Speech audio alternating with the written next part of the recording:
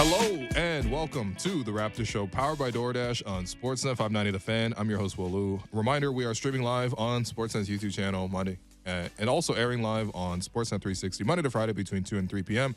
I'm joined today by producer and co-host Alex Wong, who is so excited to be back in the studio. Thank you again for holding it down Monday and Tuesday. As I already said on yesterday's show, which I know you listened to, somehow you managed not to talk about the Raptors all that much, but we're here to talk about the Raptors. I know you're already really excited. You're already banging your mic.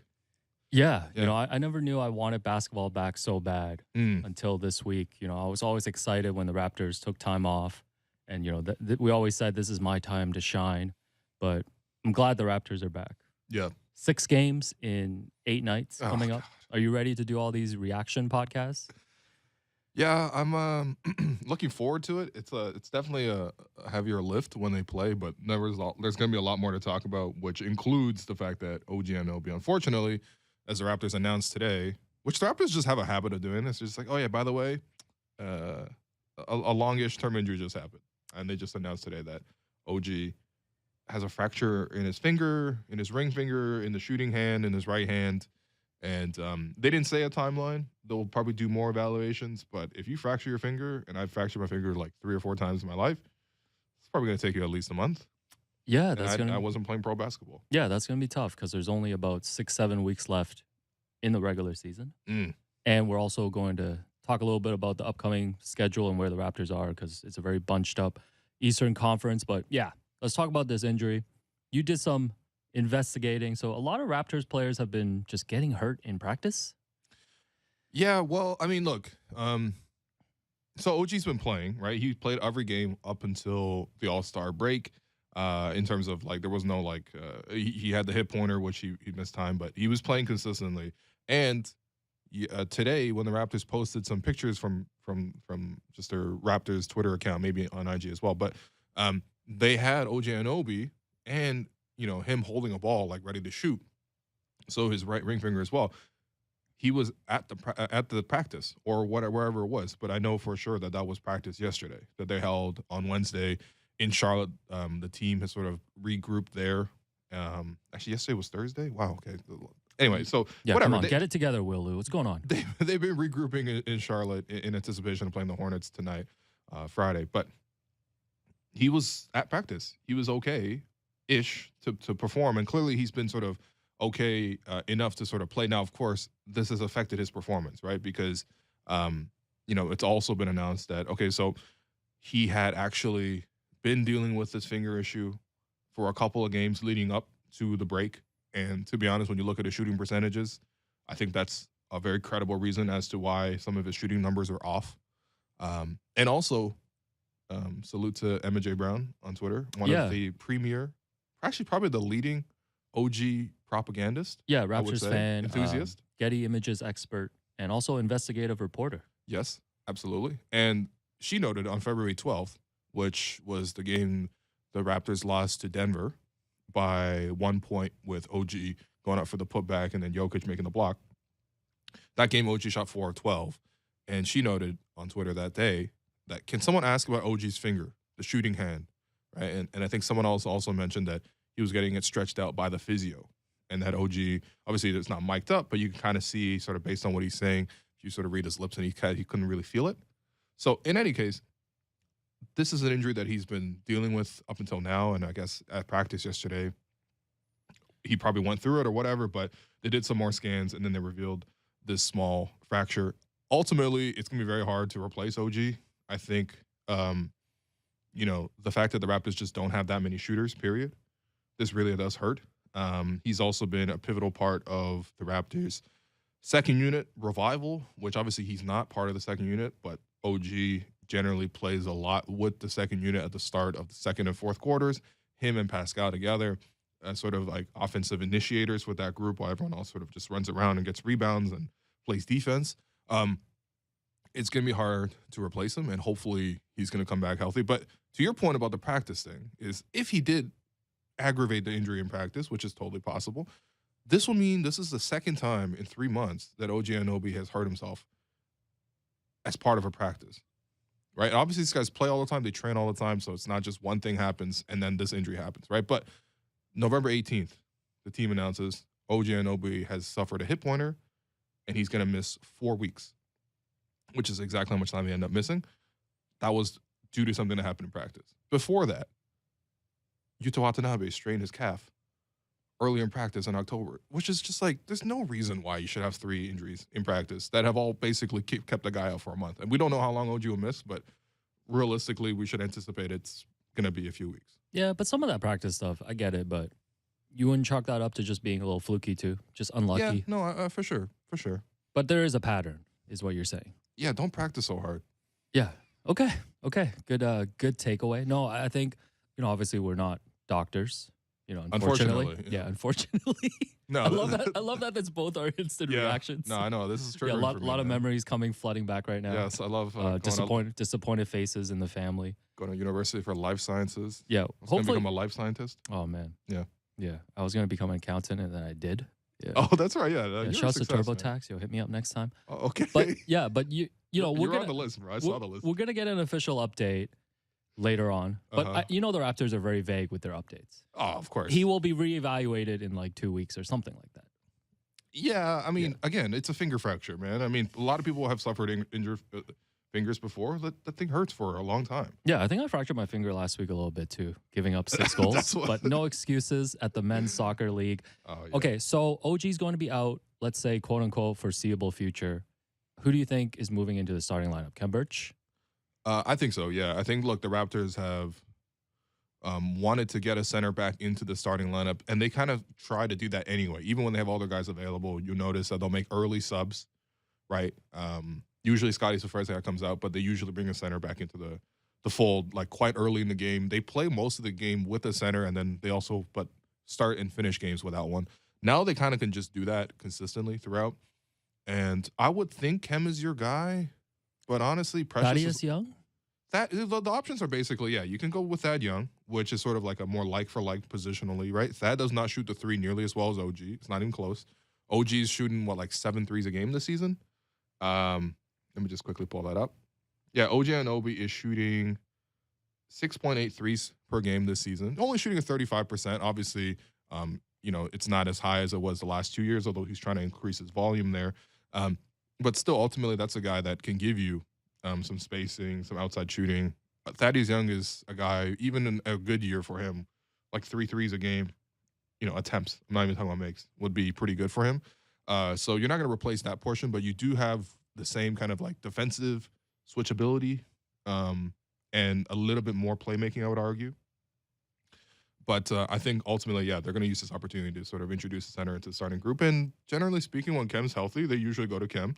But the other option I had, which is the third option, is Precious has been playing really well. And when you look at the Raptors starting group or some of their core lineups with Precious as the center there, they've done quite well there as well. So I doubt that they'll do that just because I think Nick has found a really good spot for Chris and for Precious as sort of your 6-7 off your bench.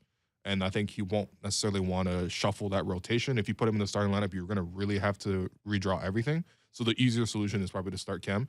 And we'll see tonight which way Nick will go. By the way, I think if I'm just going to make a quick prediction here, that Nick will say, "Oh, I'm still undecided." When the coach has to talk to the reporters an hour and a half or an hour 45 before the game, and the question will be posed okay, OG's going to be out for this game. Who is going to start for you? Nick generally does not say in that specific moment. He'll usually say, well, we'll see. I'm still going over the last couple of options. He likes the element of surprise. Maybe they need you to hop on the Zoom and press them. No. Get the answers. That's not my job. Have you heard me interview anybody? It's always very positive. Yeah, no. Remember that Malachi interview I did? And I was like, you got the mid-range game. You got the 3-point game. Yeah, you were describing it the same way Gary Trent Jr. was describing his dad's outfit. Yeah. You knew every single thing in Malachi's bag. Yeah, the hezzy. Yeah, the bag's been a little empty. But no, he doesn't need to play coy. I mean, it's not like the Charlotte Hornets really game plan for playing defense anyway. So. They're like, I don't care. Yeah. No, so they're in Charlotte tonight, in Atlanta tomorrow, and then next Monday and Tuesday they're playing Brooklyn. And, I know this OG news is a huge bummer, especially with the way the Raptors were playing going into the All-Star break. But, if you want to look at it on the bright side, for me, the Raptors could really lock in. I know we're looking at the top 6, But I feel like when I'm looking at the standings, if the Raptors have a good stretch here in these next 4 games, I almost feel like they can pretty much lock in like the 7th spot at worst.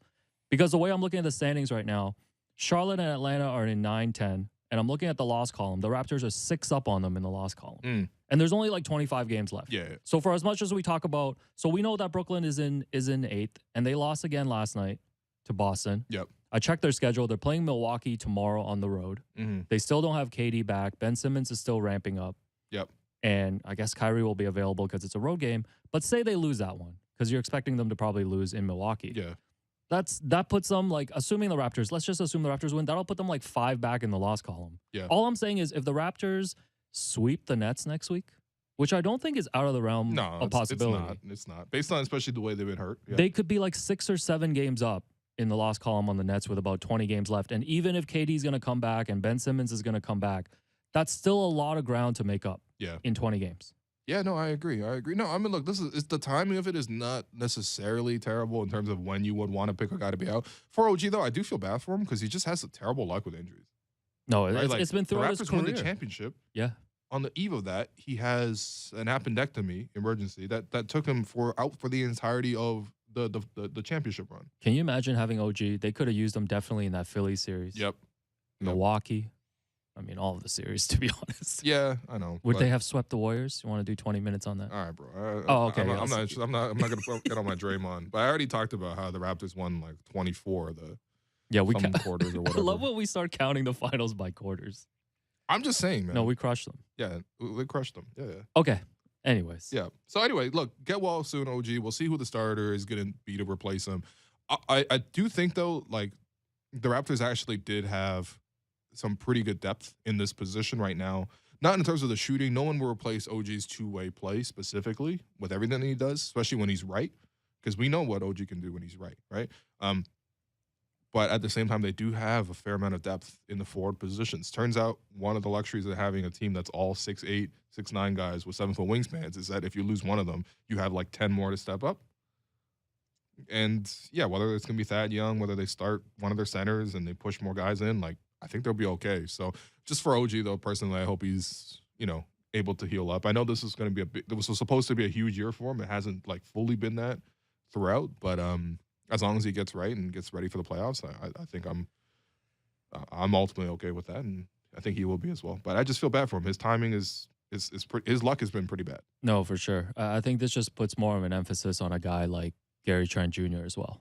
Like, he's ready. I know you were talking yesterday. He's been averaging 25 points per game, like in his last stretch here, last 13. Yep. They're gonna need that production, and we've seen Gary step up whenever guys have gotten hurt. So yeah. Well, he scored like 44 when Fred was out. I mean, that was against the Rockets or whatever, right? But still, like. Oh, the Hornets are basically the Rockets on defense. So. Oh, okay. All right. Well, I'm expecting some results. Happy birthday, 28th birthday to Fred VanVleet. Happy birthday. Didn't realize. So you're older than Fred. Yes. Yeah. I'm look. Listen. Going back to what you said earlier about, hey, maybe you want to get in the Zoom conference and press Nick Nurse, right?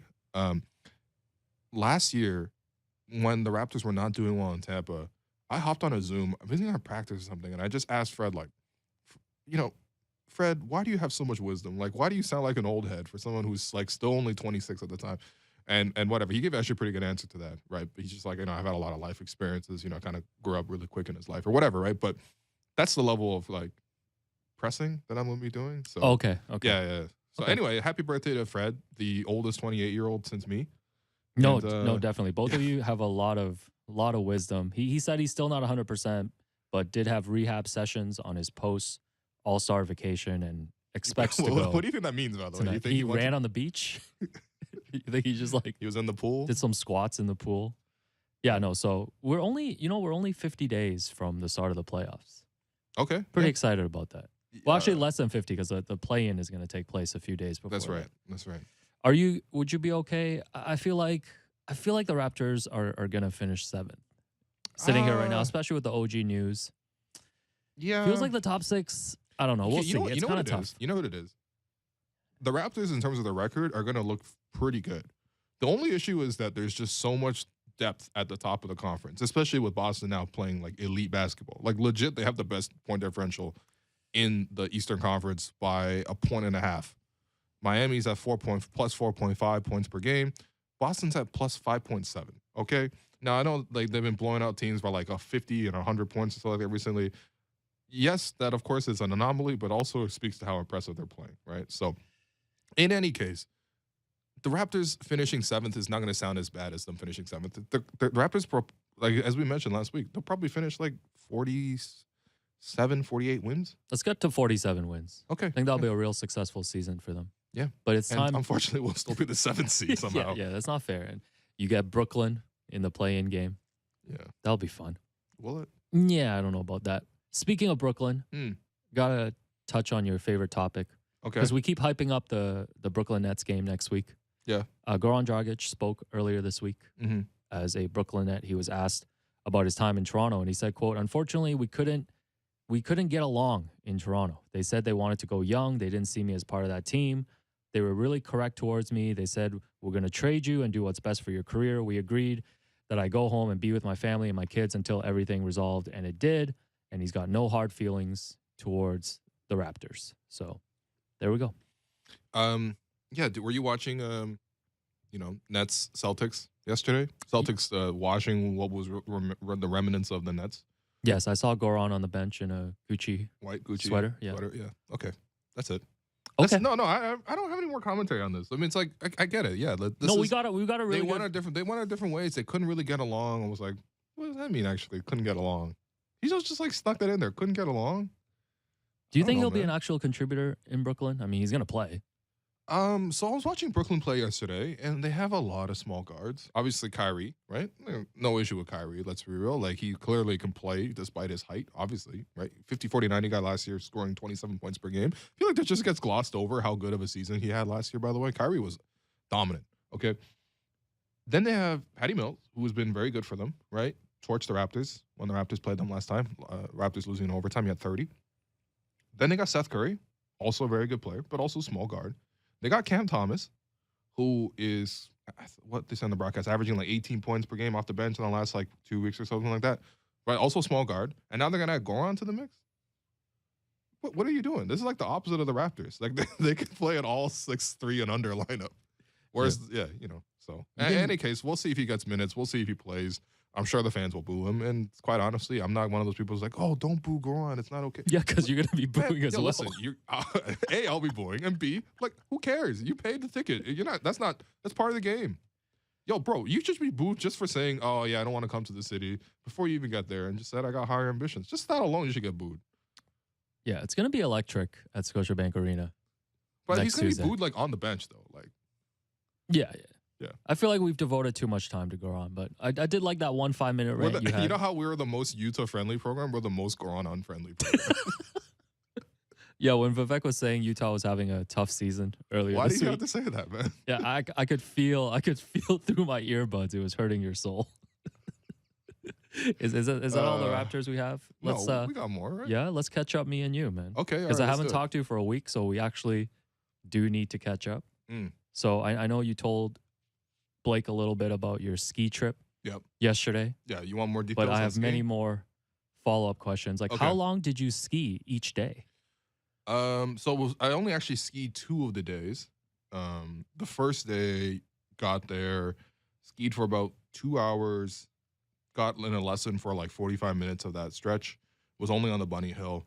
And then I was going to come back out for night skiing because the hills are open till 9. But I had to do a couple extra things for work. Not like this, but like, prepping for the Delano interview. Yeah, you had a bunch of side quests this week. So let's side quest into this. So you did an Instagram live with Delano Banton. Yes. Courtesy of TurboTax, which I use personally. Oh, okay, great. Yeah. How was that? Did you, I was actually busy doing something else. I didn't get a chance to tap in. I'm surprised you didn't, to be honest. I wanted to tap in. I know you wanted to tap in. I had to take a call with a former Raptor, Sharon Wright, for my book. So okay, yeah. I knew that. Yeah, you have no idea who anyone pre-2001 Raptors is. But did you redeem me? Right? Did you redeem me and ask about the championship season? No, I didn't, man. Come on, man. Look, you know what it is, okay? So Delano is actually a very clever guy, really thoughtful guy. But I think in some of these like interview settings where you're just sort of like freshly dropping, two people together in a room, he kind of like not clams up, but like just kind of There's not that he was there's giving- not that comfort. Like, Yeah. there's not that like yeah, it's a little bit short, but Sure. it's okay though. It's okay. That's why I prepared like 86 questions. Yeah. And I you was hitting almost them treat with- him you almost treating him like OG. Because remember there was one time That's you right. interviewed OG Yes. on media day I had like for 10 3 minutes. I know I had like 10-minute notice, maybe 15 Right. minutes notice. They're like, hey, you're gonna get OG, and I was like, oh, that's great. I could have prepared for this, if it gave me more time. And then in the 15 minutes, I literally just wrote out every single question that came to mind, and we asked him 25 questions, and I think the video was 4 minutes. Wow. So how was the Delano IG live though? No, it was Did you good, though, learn because he started anything to about open back Delano? up. Yes, because my favorite answer I got from him was I asked him, Delano, the day you get that big contract, and you're gonna get that next contract soon. Positivity again. Yeah, of course. Positive. But no, I mean that though. When you get that big contract, who are you going to be looking to take care of? And he was like, me. I like And the honesty. I really respect that, man. It was great. I also asked him about the dunk contest, and he was like, yeah, I really enjoyed the dunk contest. And you know what? It's my fault because I should have prepared that question for later in the interview, because then we got more comfortable. We were talking for like 10, 15 minutes, like he got to see what the vibe was or whatever. I should have asked him that later in the question, because I actually had a follow-up question prepared. It was like, what was your favorite dunk? Name me one dunk that Obi Toppin did. Which, by the way, I'm going to ask you right now. Name me one dunk from the dunk contest. Oh my God, man. Honestly, I can't even think of one. Yeah. There was a lot of bad dunks, missed dunks, knockoff dunks. I think one of the guys, I think it was Juan Toscano Anderson, tried to do the same thing that Vince Carter did, like put his elbow through the basket. Did he? Yeah, see, you didn't even notice. Well, I knew he came out with the Jason Richardson. I was like, okay, that's kind of sick. But then he did nothing close to Jason Richardson. Yeah, Like, don't put on the jersey if you're not going to, like, they come should on, just man. not do the dunk contest if that's going to be the quality of it. Yeah. Well, anyway, we don't have to have that whole discussion. Yeah. But in you had any a good case, chat. You had a good chat with I Delano. had a good chat with Delano. That's He's a good. great dude. He said he would send me some of his sponsored gear Oh, okay. Did you in your city. are you going to get me on the list or? He hasn't even got me on the list yet. Oh, okay. So, but 'Cause you I'm know just what? saying- It'll happen eventually. I'm just saying He's every a busy day guy. for people that are watching, like you've been wearing stuff that I've gotten you for free. You're It's right. all You're I'm right. saying. Okay, fine. Also, you also called me out, for people that are watching visually, for wearing my speed hat Yep. too much. Yeah. So I took that very personally. you take So- everything very personal. So for the rest of the regular season, I'm not going to repeat a hat on the Good. show. good because But I am bringing the speed hat back for the playoffs, okay? Because it's my favorite hat. I know what's your and I favorite just hat wanna be based on the way you've been comfortable. wearing it, man. Yeah, but I did the calculations. About 6 weeks left in the regular season. I'm Yeah. on about 3 times a week, so that's 18 hats. Listen, for people who are fans of The Wire out there, Alex showed me after I trashed him about this hat. He showed me a picture of his closet, and I should have sent this to Jennifer Olnick on the YouTube side, because maybe I'll send it for after the show. Actually, for our second segment, we'll show the case this picture, but. Alex got he got more hats in here than Bubbles did in season 1 of The Wire. That's all I'm gonna say. Okay, this guy really, if he wants to wear a different hat for every single day of the year, he could do it. Yeah, I could wear a different hat every This segment. guy got a Lion King hat, man. That's right. Shout out to In Vintage We Trust. Okay. Chris Boucher interview update. Yep. I think it's going to happen next week. Okay. So are you ready? Do you need me to prep anything for you? Because I feel like this is one where I should just clear out, because it's going to be a very personal conversation, and I don't feel like No. much prep is required. No, look. My the- boy William, listen. Yeah. No. First off, I think we should I really commend Chris that he seems enthusiastic about this. Like, I don't know. Like, you've been the one that's been the point man in terms of like just booking and everything like that. But he seemed like he was down right away. Obviously, Yes. the timing didn't work out because of the All-Star Yeah, break. and They're not in shouts to Toronto. Raptors PR for coordinating That's this. right. But like, no, I think the personal part will just be off the top, talk about it for like 2-3 minutes, and then we'll move on. Because the point is not about me. The point is about Chris. He's turned the season around. He's had a great year. By him turning the season around, the bench has gotten a lot better. So but then, I'm not gonna be afraid to also just point out like what happened at the start of the year, because he was like No, I think it's he going to was be. struggling. That's what I'm right? expecting So, from you. It's going to be an honest conversation. that's right. I'm You know more- what? There will be grilling. Yeah, that's right. I'm a serious reporter. Yeah, I'm more think. worried. I'm more worried about the logistics. So for people that don't know, like a little behind the scenes, sometimes we do interviews together. When we talk to Norm via like a Zoom, Yeah. we sat in together. During media day, we sat in together. For some of these interviews with like Fred and Utah, I just feel like it's a better interview if you get to sit with them one-on-one. But I'm sitting in the room, Yeah. right? Yeah. So I'm in the corner. Yeah. Do you want me in the room that day, or do you want me to wait outside? I think I should wait outside. Why? I just want this to be the most Just no. personal, intimate environment. I don't want him to All think right, like man, you're making this weird, I'm bro. It's bringing an not. It's Asian not that. It's bodyguard not over. that serious, man. I'm just there to take the photo because the photo is gonna be. Oh, the photo easily, Yeah. easily. That's 2K right there. Oh man, hoping for 5K. Oh, okay. Yeah, I mean, so- listen, we can make that happen. All right, but before we go to break though, Yeah. so the people have been asking, Okay. as in one person, to get an update on your 75 favorite animals Oh my as we God. continue to celebrate for the NBA's 75th anniversary season. So quick rundown: the top 5 animals from Will so far are duck, octopus, cat, dolphin, and hippo. Mm. We're kind of running out of time in the season, so we're going to start doubling up. So I'd like to know your 6th and 7th favorite animal today. Number 6, gonna go with a monkey. Just monkeys in general. I think this is maybe too broad, but you're the monkey. A lot of positive traits associated with the monkey in Chinese mythology, and I do feel very much like it does align with my personality.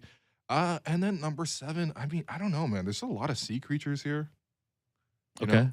Yeah. You trying to diversify? Yeah, I'm not picking dog. Dog is not in the 75. I'm sorry, man. Whoa. Okay, we need to discuss that. Yeah, I another got time. attacked by a dog when I was 7, when I first immigrated to Canada. I have and a my mom dog. had I to have like a- step in and fight the dog. Yeah, I 'cause have a dog we were attacking just me fresh to story as Canada. well. Like, yeah, bro, it was like a week Ah, into this- coming to Canada. I got attacked by a dog at a park. I don't even think I was attacked. I think the dog just wanted to play. But relatively, I mean, look, I had a dog in China too, actually. But anyway, in any case, it doesn't really matter. But it's not making the top 75 just based on childhood trauma alone. What am I gonna put in here? A giraffe, actually. Salute to Joel Matip. Okay. Yeah. There we go. And let's do some quick Friday shout outs. On the other side of this break, we're going to have Ben at Becky join us. He did a creators panel earlier this week with Sportsnet. We're going to talk a little bit about that stuff. But let's get these shout outs every Friday. Just want to shout out people who've made the Raptor Show and the Raptor Reaction podcast, even though it's been on break this week, possible, including our producer, Derek, JR, Ryan Fabro, Kyle, Maria, Dan Toman, Greg Sansoni, Pat Flash, everybody else supporting us behind the scenes. And a special shout out to Jennifer Rolnick for continuing to help us with the YouTube stream. And all the guests this week for making the show possible: Faisal Kamisa, Amy Audibert, Vivek Jacob, David Thorpe, and Blake Murphy. Do you have any shout outs? No. Wow. Okay. Not that thankful. Not showing love. Yeah. No. This is just us. Okay. No, I'm glad, man. It feels like the season's restarting again. I think we needed the break, but we need the Raptors to be back. No, we need content. We are about to review Rush Hour too, like next Monday. Yeah. So All right.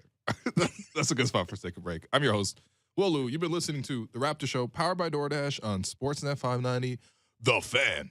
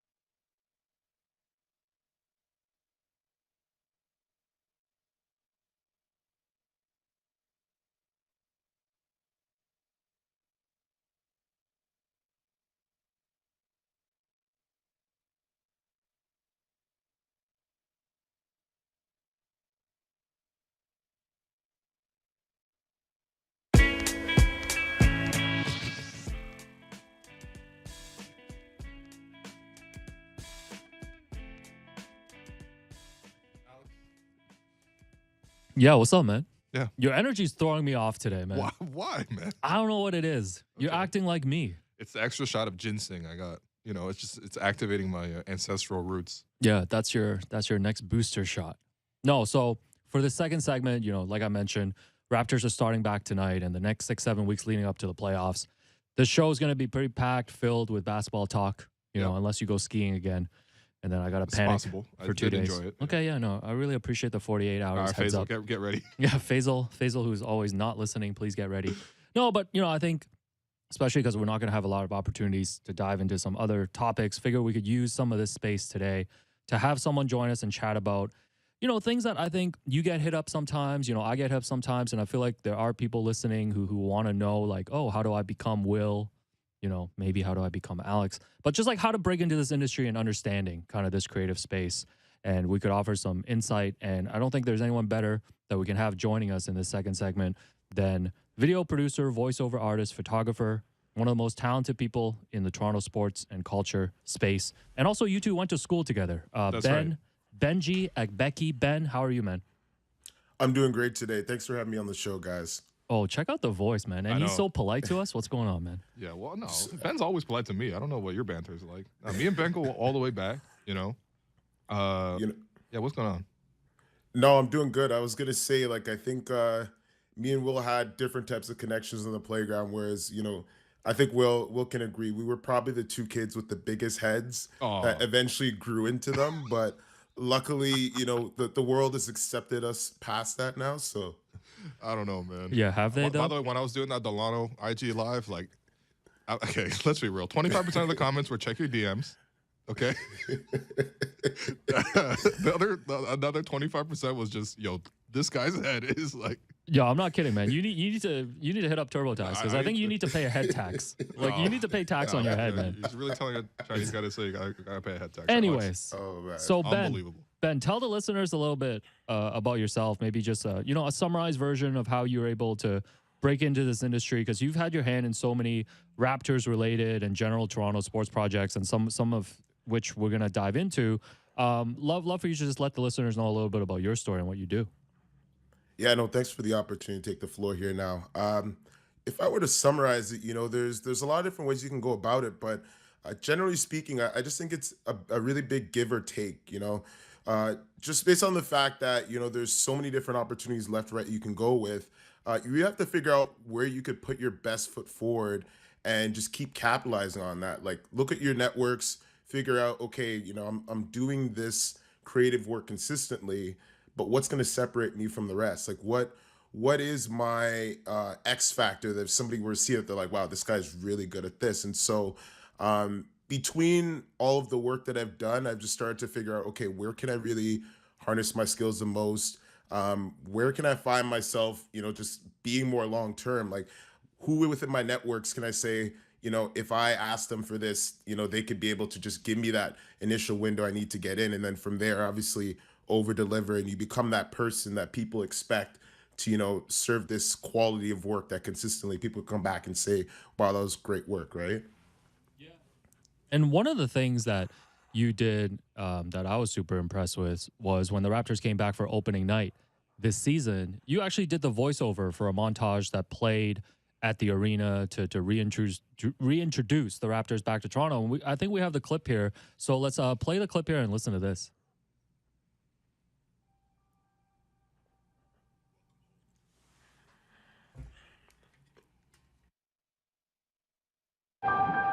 "584 days. 584 since we've had our family at home. They say distance makes the heart grow fonder. I think distance has made us realize what we really missed. Do you remember the feeling? 20,000 fans chanting. That hometown energy. Well, we're back, and we're ready.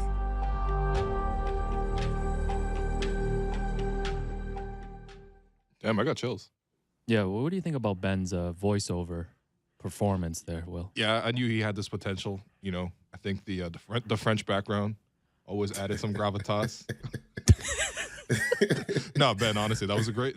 seriously, that was really well done. As someone who actually did my first voiceover, I think earlier this month, as part of a Sportsnet feature about Lou Dort. Thing is not easy, and I think you hit it out the park. So, salute to you, Ben. Yeah, and I think it's interesting, Ben. I wanted to play that clip and ask you about it because, like, a lot of people know you, and I know you as a photographer and a videographer. But it seems like more and more, especially in this industry, there are these other opportunities that open up, and voiceover work being one of them. Like, how did you end up getting this opportunity in terms of just opening that door for yourself? Yeah, it's funny enough with this opportunity. I was actually just hanging out with my friend Tristan, who's currently doing social for the Raptors, and we were just chopping up different ideas in terms of content. And I just said, hey, like, if there's ever at any point you need a voiceover for the Raptors content, just let me know. And so a few days later, he got back to me and said, hey, they're open to a pitch, and we should put something together. And so we jumped on it right away. We're really excited about it. And yeah, it's been nothing but great feedback since we did it. And for me, it was just, our opportunity to work together and get on the radar. And truly, I just wanted to stay versatile and try new things. Like, I've been doing vocal work with my vocal coach, Deepika, for a few years now. And so it was nice just to be able to see it come to fruition on a scale where it's projects that align with what I was doing with my video production work. So that's how I would say the origin of the story really came about. Yeah, and another thing that I think was really great was on Monday, you hosted this Black Creators panel in collaboration with Sportsnet. And I had a chance to check out that Twitter Spaces that you hosted for a little bit. And I really like the general tone of the approach that you took, because with you and the panelists, like a lot of people with industry experience, like you were able to share the knowledge of, how to become people like you, like how to open these doors. So I wanted to kind of shift the conversation, along with myself and Will, like just to share some like industry tips and talk a little bit about that. And maybe I'll start with you in terms of the video and photography space. Like, what are some advice that you would give to people listening out there who want to break into the space? I mean, that's great. In terms of the start, I'd say just understand that you got to take risks, put yourself out there, be persistent, ask questions, showing your passion through your work, I think, is what's going to separate you the most, because it's going to resonate with people in ways where, someone may be focused on the same type of story, but how you tell it and how you show the deeper meaning to it is what's going to make people say, wow, this guy is the one, or this girl is the one. So putting your name on something that is of value to you is also very huge. And I think just in general, looking for grassroots opportunities, never being scared of the idea of starting from the ground up, and understanding that it's really just a game of networks and repetition. So you're building up the skills through, constantly doing it. And when the right opportunity comes about, you're just prepared to go. So Yeah, no, I think that's great. And Will, I think we've referenced your story like bits and pieces here, on the show, talking about how you got started, doing Raptors Republic, recording podcasts and parking lots and things like that. Yeah. And now you're crazy. Sportsnet's own William Liu. What are some tips? Because I'm sure you have a lot of people who follow you and listen to you who want to try to get to a space that you're at. Yeah, I think you got to break it down into two sections. Like, there is the tips of the craft, specifically of what you're doing. And I think, those are things where, I'm sure as a writer, as a podcaster, you want to develop your own style, your own voice, right? That's very important. You want to be as thorough as possible. You want to do everything you can. Like, even like now, right?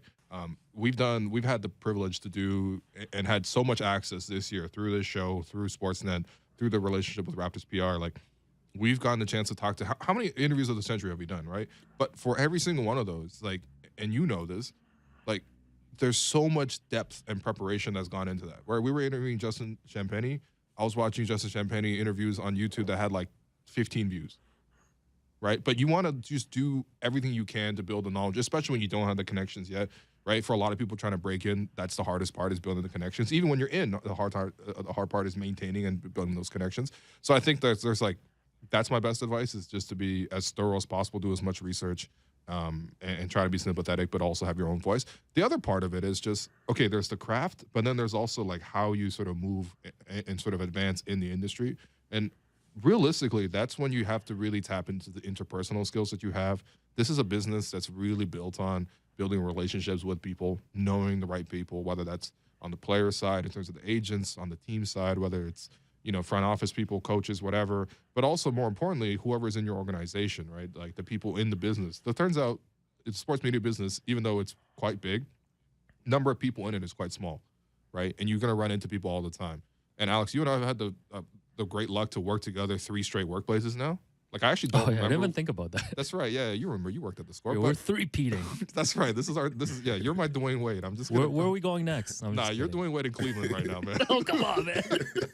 No, but I want to be Udonis Haslam. Yeah, go on. He only stayed in one place, so it doesn't fit. But like you need to have that ability to sort of build connections with people, like work to gain the trust of people in the business and work to keep that. And that's going to open a lot more doors for you. And I think that's where it's also going to be really hard, especially for people coming in. But my advice is just reach out. Like, I can't tell you number of people, and I don't think I've successfully done this with everybody, but the number of people who have reached out to me who wanted to get a coffee or just sit down or share some emails or get on a Zoom call or whatever, just to like talk about advice and things like that, do that with the people that you want to build connections with, because it'll actually work. No, for sure. For the right people, it'll actually work, especially for me. My DMs are open for this. I'm not going to get to everybody all the time. Sometimes people approach it in a different way, but for the most part, like, I'm willing to help whoever, right? Because I know how hard it is to sort of build that connection in the first place. But you do need connections, just like in any industry, but especially this one, to sort of get to where you ultimately want to go.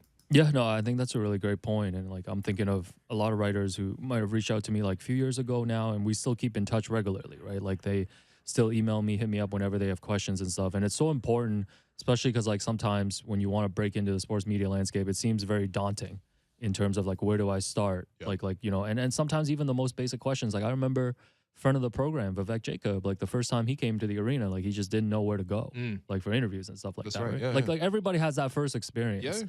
And I think in terms of the thoroughness, I think that's a really good point too, because a lot of times I think from the outside looking in, people just see the final product. Yeah. Right. Like they don't see the hard work that's being put in. And that's one of the things, like one tip I would give is like, I know it's difficult, especially because we live in this very heightened like social media era, but worry less about like making an impression on people via social media or like getting people's attention, and worry more about building those connections and impressing the people who matter, like editors behind the scenes, producers, people who are hiring.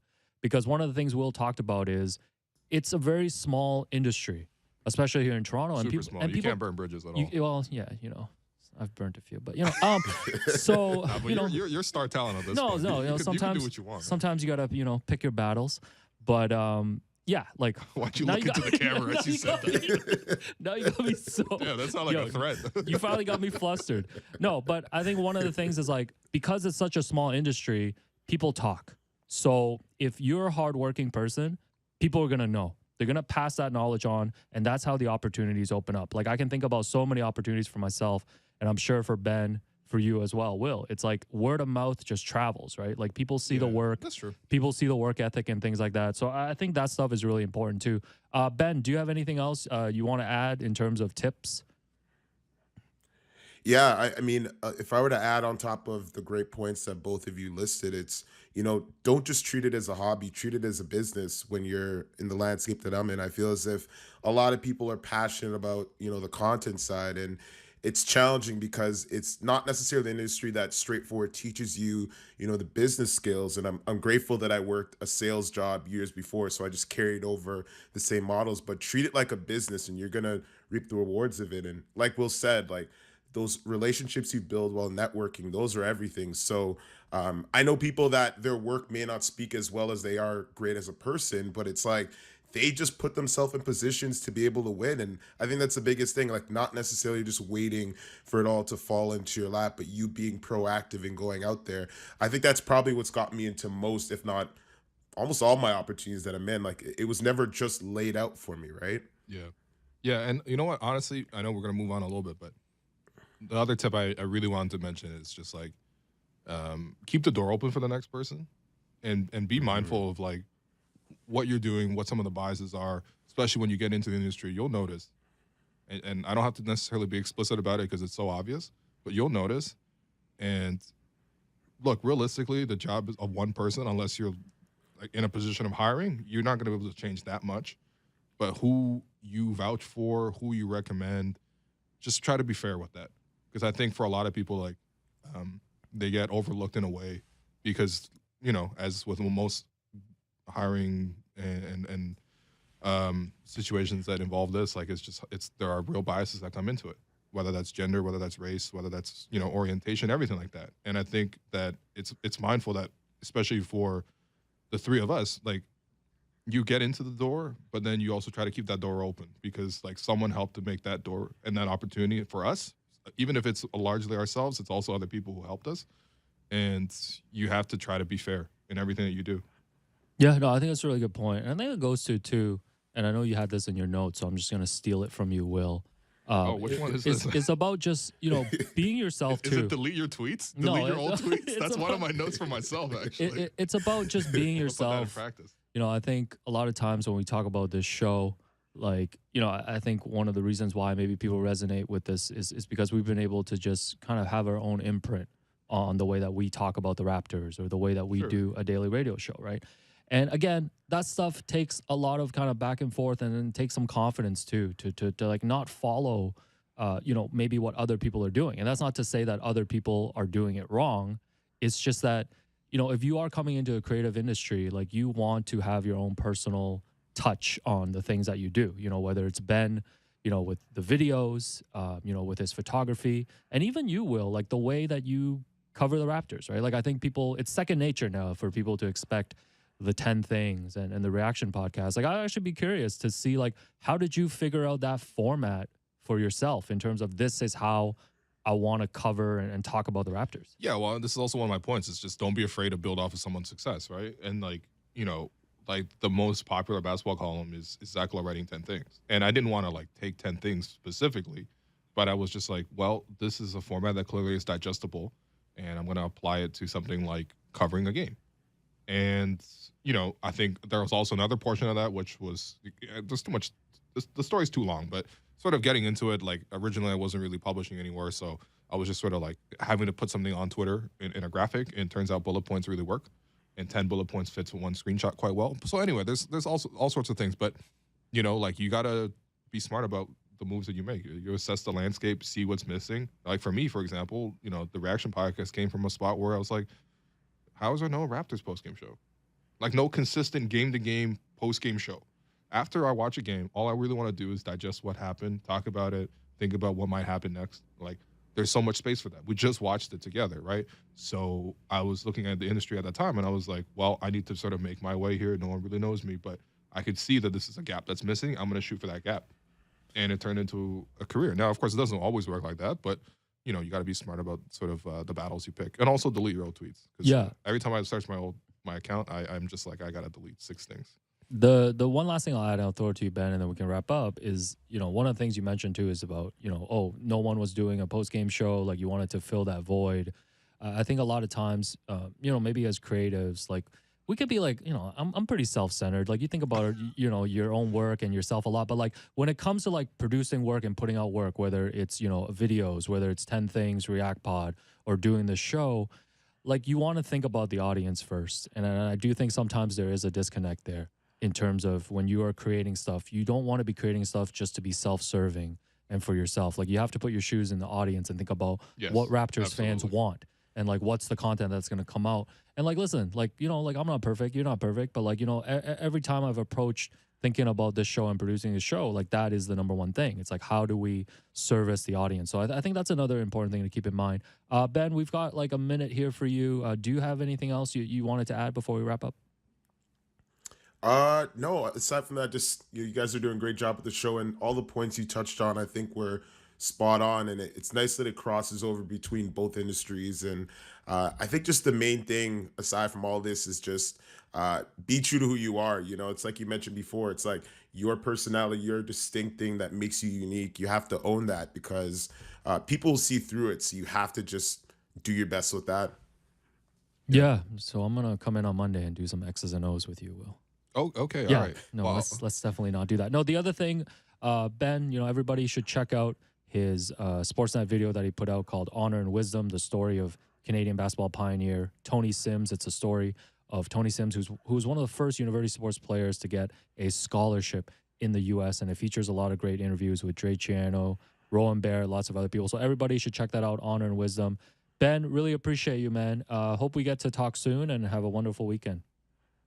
No, thanks for having me on as well, too. Take care, guys. Yeah. Love talking to Ben. You think... Didn't even ask him if to confirm that we did indeed go to a school with one of Doug Ford's daughters. Oh, okay. A little bit of trivia. Maybe I'll text him that, actually. I didn't need to say that on air. Yeah. My cousins got married once, and Rob Ford was the MC. Before we sat at the same table. Okay. Anyways, before going to Game 2 of the 2014 playoffs. Oh, you took a photo. Yeah. I ran into Rob Ford on the way, and listen, as someone from Etobicoke, like there was just off that alone, there was some clout chasing, but then it turned out what a way to end the show. Some political differences, but that's not necessarily what we're here to talk about. We're done here today. I'm your host, Wolu. You've been listening to the Raptors Show, powered by DoorDash on Sportsnet 590 The Fan. Make sure you find the Raptors Show wherever you listen to podcasts and subscribe, and please rate and review our show. A reminder, we are streaming live on Sportsnet's YouTube channel and on Sportsnet 360 Monday to Friday between 2 and 3 p.m. Thanks again to producer and co-host Alex Wong, to our guest Ben Agbeki, our board producer Derek Vandeo, and Jennifer Rolnick for helping us behind the scenes with the YouTube stream. I will talk to you soon.